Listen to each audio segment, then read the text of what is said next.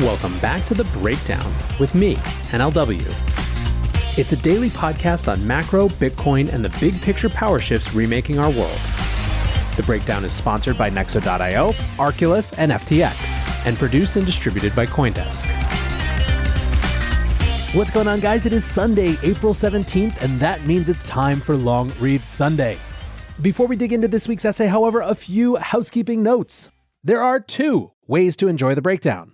You can listen on the CoinDesk Crypto Podcast Network. That feed features The Breakdown and other CoinDesk shows, or you can listen on the Breakdown only feed, which has just this show. Both episodes come out on the same day, CoinDesk in the afternoon and the Breakdown only feed in the evening.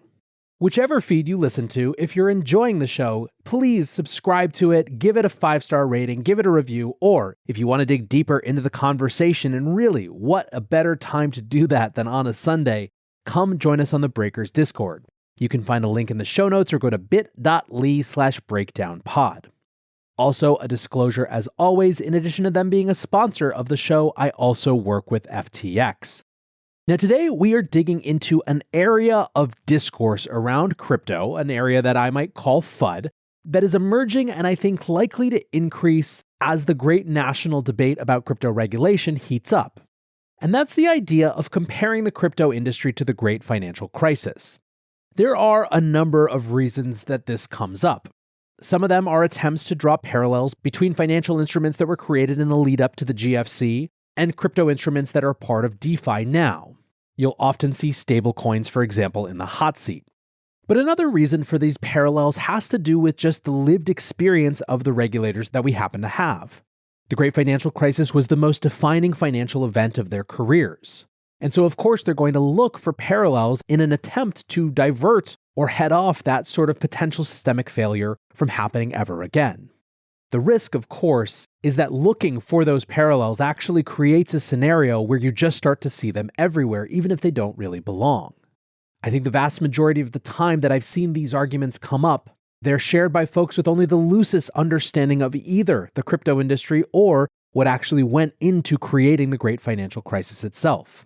The discourse tends to be filled with scary-sounding terms like shadow banks that the participants in that discourse don't necessarily really understand. It appears, am not the only one who feels like this, and so today I'm reading a piece by Michael Casey, the Chief Content Officer at CoinDesk, called "No, DeFi is not a repeat of the 2008 crisis. Decentralized finance does not equal shadow banking and too big to fail." Charlie Warzel's generally quite readable Galaxy Brain newsletter carried a provocative headline this week. Is crypto recreating the 2008 financial crisis? Not surprisingly, it turned out to be a rhetorical question. The Atlantic Writer's newsletter carried an interview with American University law professor Hillary J. Allen, in which she discussed her recent paper arguing that decentralized finance is repeating the mistakes of shadow banking that preceded the financial turmoil of the late 2000s. Allen's thesis is that the high degree of complexity around DeFi's innovative new models for borrowing, lending, insurance, and payments will leave the same lack of clarity around looming risks that credit default swaps, CDS, and collateralized debt obligations, CDOs, fostered during the pre-crisis housing bubble.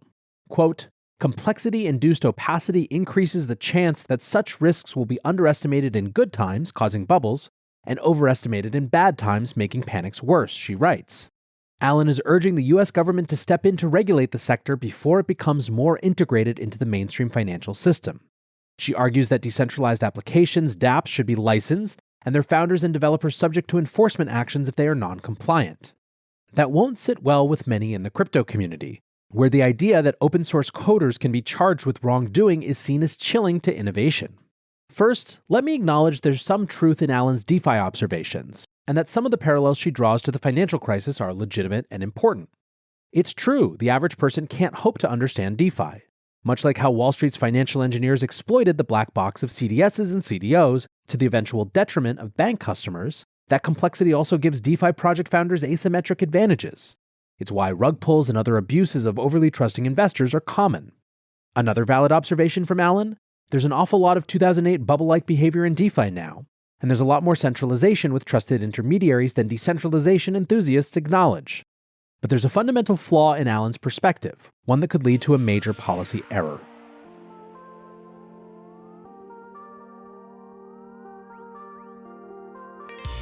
Looking for ways to step up your crypto game? Then go with Nexo. For starters, you get free crypto for each purchase or swap. How about earning guaranteed yields? Up to 17% paid out daily. Ideal for you hardcore hodlers. You don't even need to sell. Instead, borrow instant cash against your assets. Get the most out of your crypto with Nexo at nexo.io. That's nexo.io. Meet Arculus, the next generation cold storage wallet. Arculus secures your crypto using 3-factor authentication, providing a simpler, safer, and smarter way to store, buy, swap, send, and receive crypto. Arculus is offline cold storage. Your private keys are encrypted on the Arculus keycard and are never online. Stay safe from hackers with no cords, no charging, no Bluetooth. Just crypto security made simple. Buy Arculus on Amazon today. The breakdown is sponsored by FTX US. FTX US is the safe, regulated way to buy and sell Bitcoin and other digital assets, with up to 85% lower fees than competitors. There are no fixed minimum fees, no ACH transaction fees, and no withdrawal fees. One of the largest exchanges in the US, FTX US is also the only leading exchange that supports both Ethereum and Solana NFTs. When you trade NFTs on FTX, you pay no gas fees. Download the FTX app today and use referral code BREAKDOWN to support the show. The elephant in the room. The overwhelming difference between DeFi innovators in the 2020s and those of Wall Street in the 2000s is that the latter, the bankers, operated within an all-encompassing political framework that the former, the crypto developers, are untouched by. With their power to create money through fractional reserve lending, banks function as the government's agents of monetary policy, a specially sanctioned position that comes with privileged access to the Federal Reserve's liquidity. There's an interdependence between governments and banks that has at times morphed into codependence. Exhibit A, the too-big-to-fail problem in the lead-up to the financial crisis. This was the idea that a potential collapse in a big, systemically interconnected bank would pose such a catastrophic threat to the economy that the government would always have no option but to bail out such institutions if they ran into trouble, precisely what happened in 2008. It was a moral hazard problem that, in the 2000s, fueled a massive market distortion. Before the crisis, banks faced asymmetric risks. They could profit from successes while the mortgage market was hot, but faced no consequences if and when it turned south. The result was a warped, distorted version of capitalism, in which profits were privatized and losses socialized. In the reference that Alan makes to this, she mostly uses it to dismiss crypto enthusiasts as naive, suggesting their interest in DeFi is motivated by a disdain for bailouts. In reality, the federal government's actions to shore up the financial system in 2008 were necessary. I think this completely misses the point. One can believe, as I do, that the 2008 bailouts were the lesser of two evils, but at the same time criticize the too-big-to-fail system of dependency that left the government no option but to execute them. And that's what's hopeful about crypto. We have the prospect of freeing our financial system from dependency on the overly powerful intermediaries that have, for too long, commandeered an excessive portion of the economy's resources and political capital. To achieve that, we don't necessarily need to attain some utopian standard of total decentralization. I find the gotcha critiques from the like of Alan about how crypto's not as decentralized as the narrative suggests rather tiresome.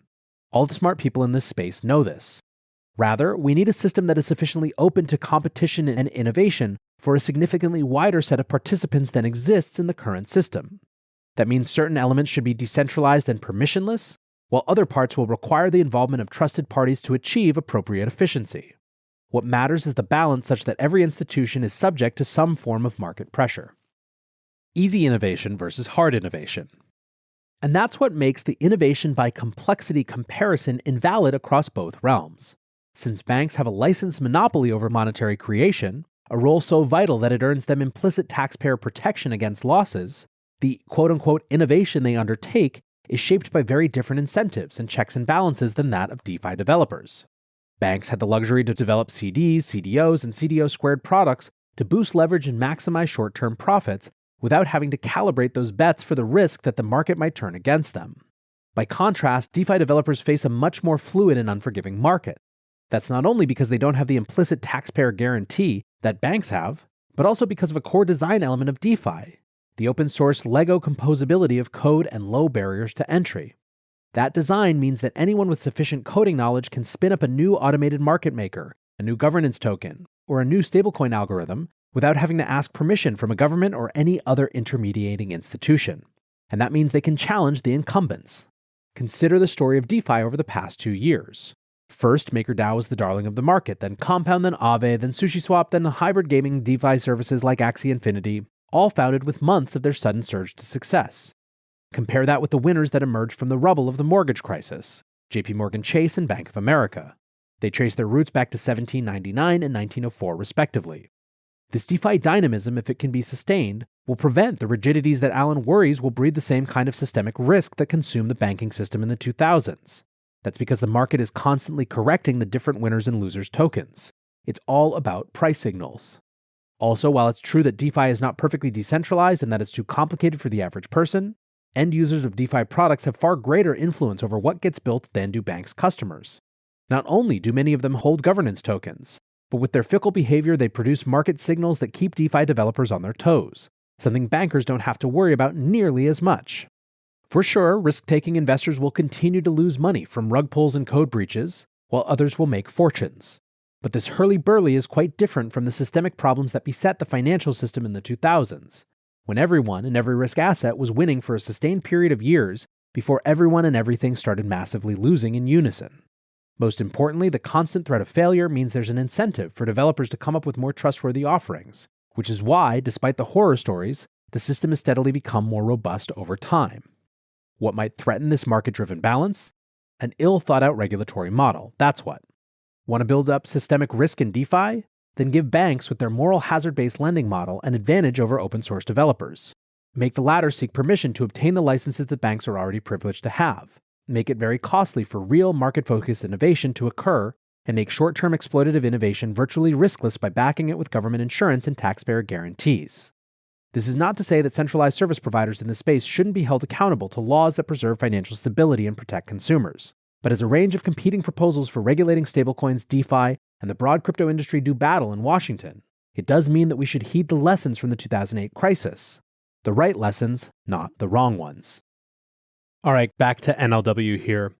I think that this last line, the right lessons, not the wrong ones, is incredibly important. My argument is, of course, not that we shouldn't try to understand history and be concerned when we see real parallels. My concern is that there's a temptation to see a lot of wealth created fast and new types of financial instruments that the regulators don't understand and assume that they must be nefarious in some way, assume that they must be the province of bad actors. I also think that there tends to be a misassignment of blame.